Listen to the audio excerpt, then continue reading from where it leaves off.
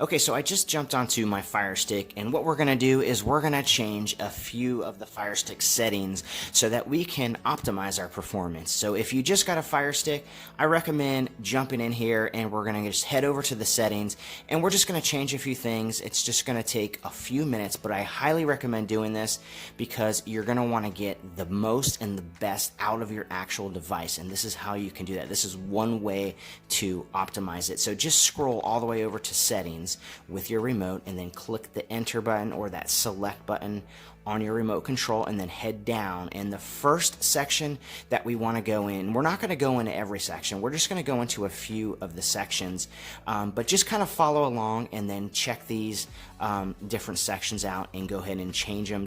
They're just going to be minor tweaks. Okay, so the first section is applications, so go ahead and click in on applications, and what we want to do is we want to go down here to game circle.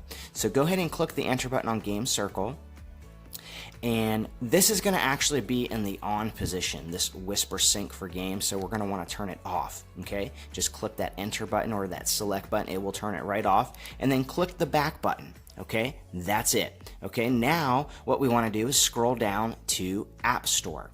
Okay, now click in on App Store, and what we want is to go down here to external market links.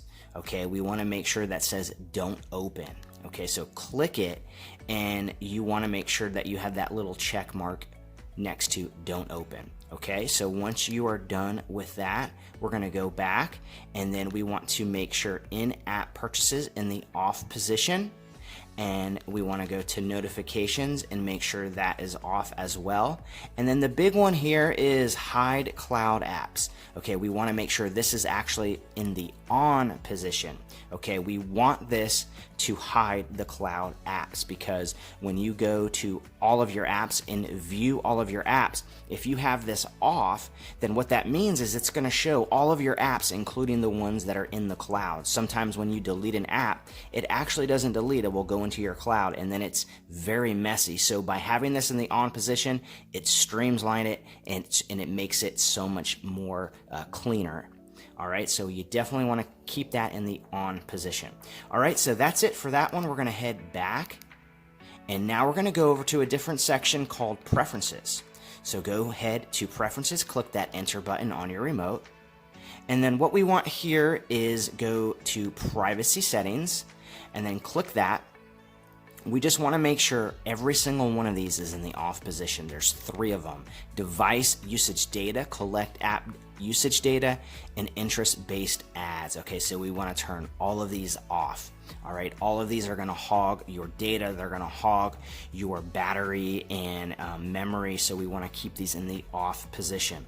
So once you have all of those off, that's it. So we're going to go down to data monitoring. So go ahead and click that. We want to turn that off. We don't want them monitoring our data.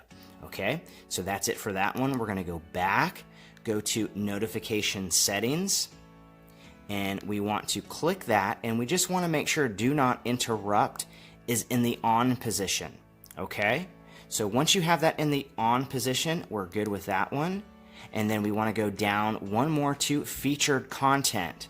Click featured content, and we want to make sure both of these, allow video autoplay and allow audio autoplay, we want both of those in the off position. Alright, so once those are in the off position, then what we want to do is now we're going to go to the next section, which is My Fire TV.